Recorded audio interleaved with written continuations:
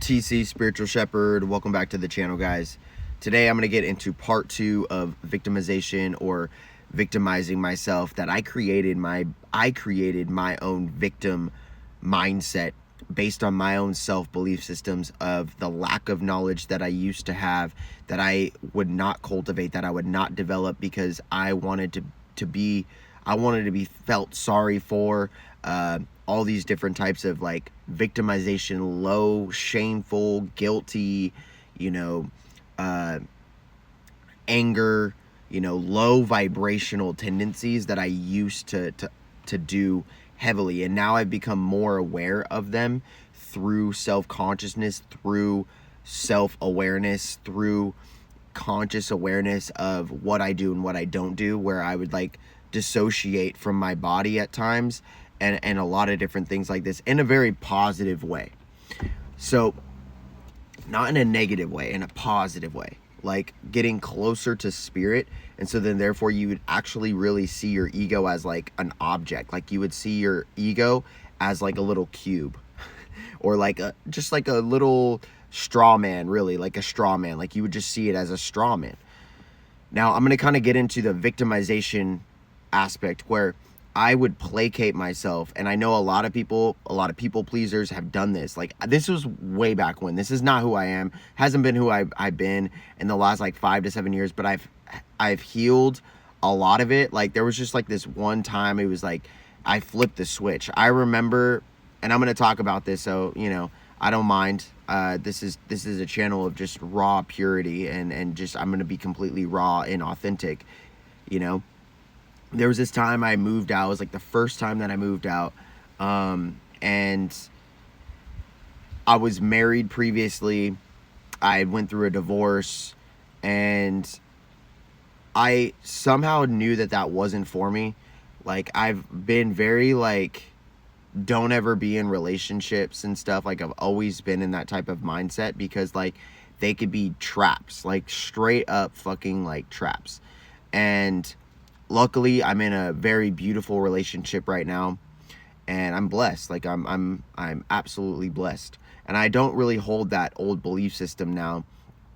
I start to see that there's just very rare people, and the key is to not generalize and hang with generalized, normalized people. You tend to rarify yourself first and foremost, and then you attract rarity in your significant other or your partner. So the thing about this is like, as you evolve and as you transform, you're going to continuously rarefy yourself, right?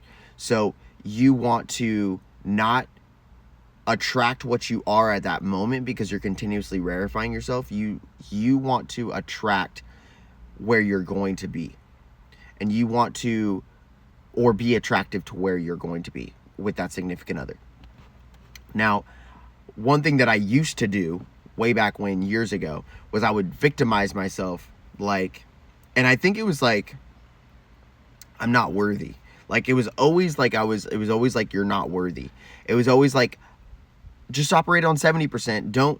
Don't finish first. Don't like, and people would always say like gloat when you have confidence. Like a lot of people, like my biggest thing is about like arrogance. Like people, like my biggest response from people, my biggest comment is like, stop being arrogant.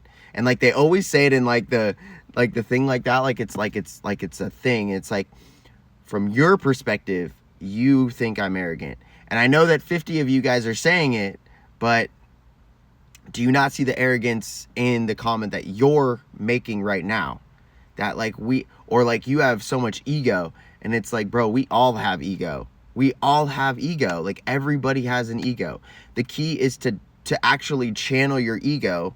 Okay, look, your ego is 3D. Your ego is your body. Your ego is...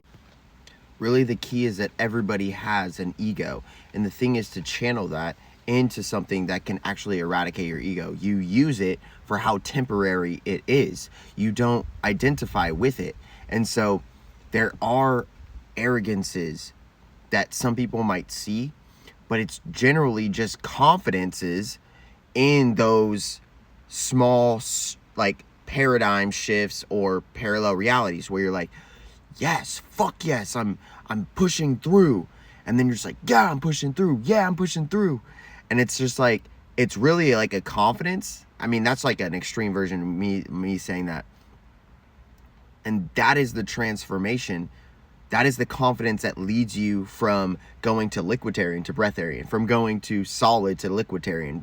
That leads you down that proper diet, that gets you waking up early, that changes your body transformation, that changes your mindset transformation, your emotional transformation. And I think that enough people, which I've learned too as well, is like even top people want to relax.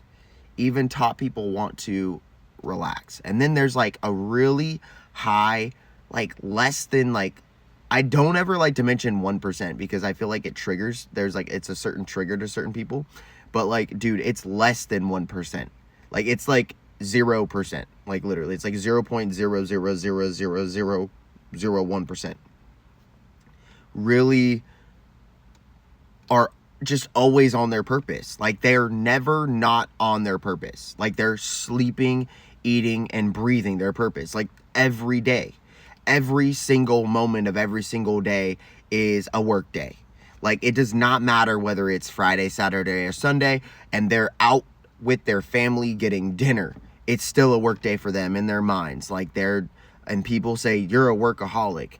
You have so much to say. You always have so much to do, you know? And it's like, that's a great thing.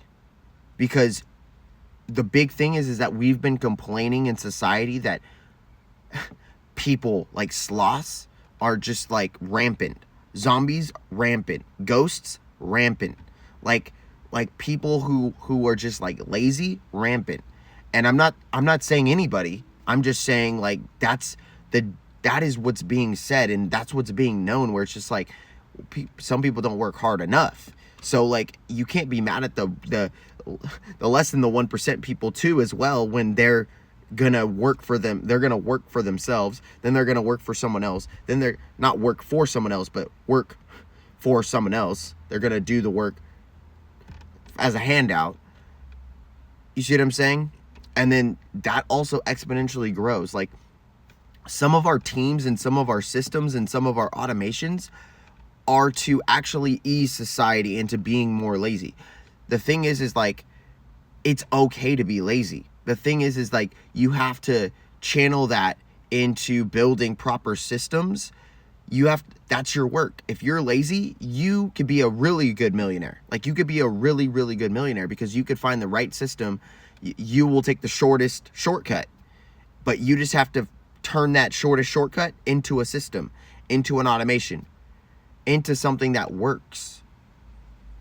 Okay, that's it. And the thing about this is like, victimization is like, if you don't ever do that, it might be because somebody might be victimizing you into your empathy. They might be victimizing you into people pleasing.